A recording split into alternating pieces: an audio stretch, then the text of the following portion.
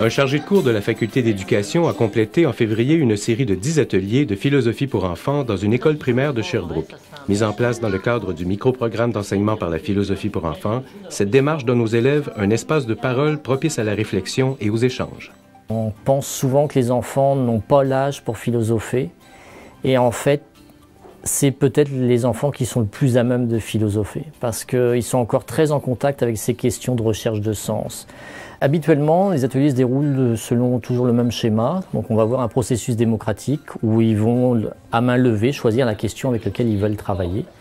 Et partant de cette question, on va ensuite travailler plus la discussion à visée philosophique. C'est-à-dire que, comme aujourd'hui, on a travaillé sur le thème du mensonge, donc on a essayé de définir c'était quoi le concept du mensonge. La démarche est centrée sur la capacité des élèves de construire leur opinion entre eux. Une fois la question posée, l'enseignant anime la réflexion, mais sans fournir de réponse. On se plaît à dire qu'avec la philosophie pour enfants, on éveille avec des questions plutôt que d'endormir avec des réponses, justement pour qu'il y ait cette continuité de la réflexion-là. On met beaucoup l'accent sur le développement d'outils de la pensée, comment on arrive à les solliciter, à les mobiliser, à les développer chez les élèves, et aussi ceux qui s'intéressent, par exemple, au lien entre dialogue philosophique et prévention de la violence ou éducation à la paix, tolérance, le lien entre ça et l'éducation éthique en général. Née aux États-Unis au tournant des années 70, la philosophie pour enfants comme pratique pédagogique a récemment fait l'objet de la création d'une chaire de l'UNESCO. L'originalité de l'approche conçue à Sherbrooke est qu'elle outille les enseignants pour intégrer la philosophie à toutes les matières enseignées à l'école. Personnellement, j'y travaille depuis 1998, et ça fait plus d'une quarantaine d'années que des gens de plusieurs pays travaillent au développement de cette approche qui a démontré beaucoup d'impact ou de retombées sur les apprentissages des élèves, notamment en mathématiques, en français aussi, en langue en général, aussi principalement en éthique, sur les relations interpersonnelles, le vivre ensemble.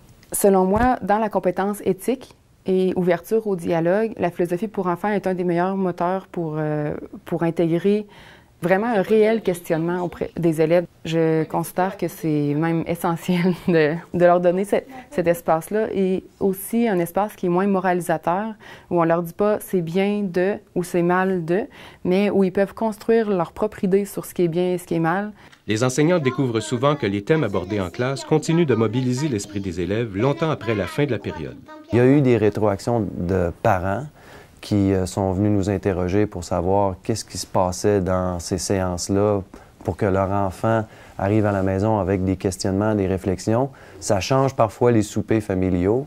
À mon avis, les effets sont immédiats de la philosophie pour enfants. Au début des ateliers, il y a un des élèves qui est très discret dans la classe, mais lors de la rencontre de parents, ils m'ont dit qu'il arrivait le soir à la maison pour le souper, puis il n'arrêtait pas de parler, de discuter des sujets dont on avait parlé en philosophie pour enfants. Puis ils m'ont dit, s'il vous plaît, n'arrêtez pas ça, il adore ça, il réfléchit. Le contexte sociopolitique actuel nous amène à générer des questionnements. Par exemple, quand il y a des attentats, on pense par exemple à la tuerie de Québec. Comment est-ce qu'on peut aborder ça avec les élèves sans tomber dans les stéréotypes ou dans la moralisation? L'approche par la philosophie pour enfants devient un levier extraordinaire pour traiter de ces sujets-là sans les dédramatiser, mais sans non plus les dramatiser à outrance. Donc on se donne des outils pour y réfléchir de façon intelligente, je dirais, en guillemets.